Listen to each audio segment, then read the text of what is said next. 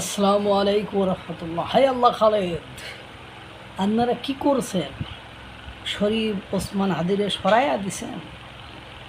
এতকাল আপনারা ভারত আর আমলিগকে দই দিয়ে দিয়েছেন যে ভারত এবং আমলিগ যোগ সাজেশ করিয়া শরীফ ওসমান হাদিরে দুনিয়া থেকে সরিয়ে দিয়েছে।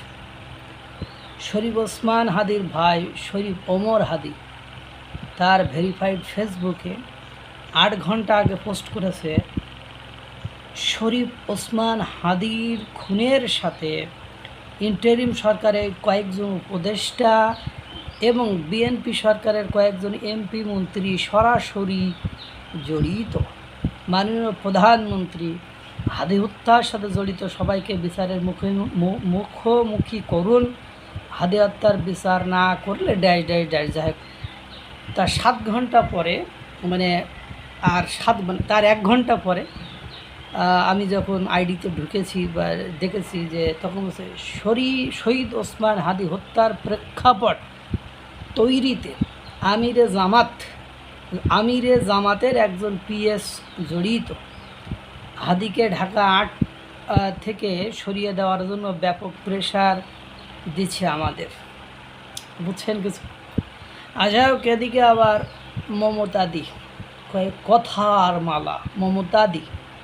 মমতাদি বলছে যে এটা বড় খুনের কথা, যে আমাদের এখানে গ্রেপ্তার হয়েছিল সে হত্যাকারী।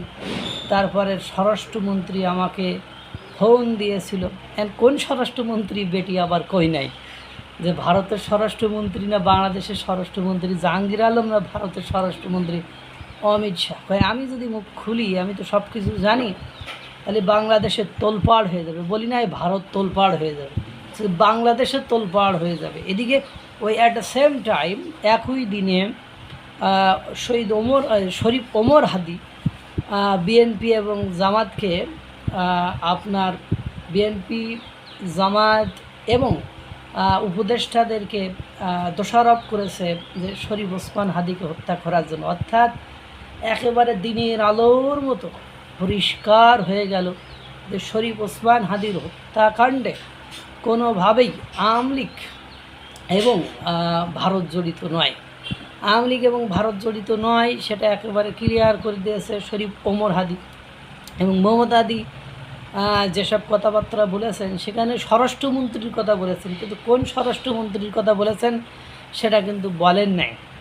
শরীফ ওমর হাদি যদি সত্যি কথা বলে তাহলে বাংলাদেশের স্বরাষ্ট্রমন্ত্রী, যেহেতু বা আমরা ওই সময় শুনেছিলাম যে উপদেষ্টারা কেউ চান না যে বাংলাদেশের দ্রুত নির্বাচন হোক, তারা ক্ষমতাকে আগে আরও দীর্ঘায়িত করতে বা আরও বেশি দিন ক্ষমতায় থাকতে একটা কেওয়াস, একটা ঝামেলা, একটা বিশৃঙ্খলা সৃষ্টি করার চেষ্টা তারা করেছেন। আর সেক্ষেত্রে শরীফ ওসমান হাদি তাদের তুরুপের তাস অর্থাৎ বলির পাটা হয়ে গিয়েছেন। আর এই মুহূর্তে যেটা বোঝা যাচ্ছে সেটা শরীফ ওমর হাদি, যেহেতু শরীফ ওমর হাদি এই হত্যাকাণ্ড নিয়ে স্টেটমেন্ট দিয়েছে, এটা আমাদের কোনো কথা নয়। একবারে তার ভেরিফাইড ফেসবুকে, যদি ফেসবুক হ্যাকই হয় তো এত ঘন্টা ধরে তো হ্যাক হওয়ার কথা নয়। এবং তাকে অন্তর্বর্তীকালীন সরকার সুযোগ সুবিধা দিয়ে যুক্তরাজ্যে পাঠিয়ে দিয়েছে, সেটাও আপনারা জানেন।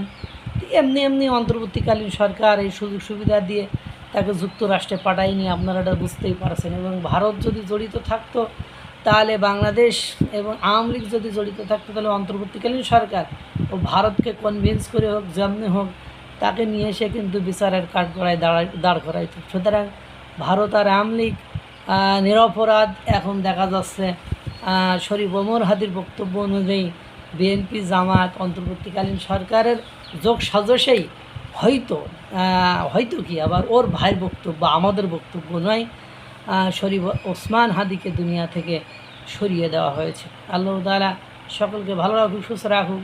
আসসালামু আলাইকুম ওয়া রাহমাতুল্লাহ।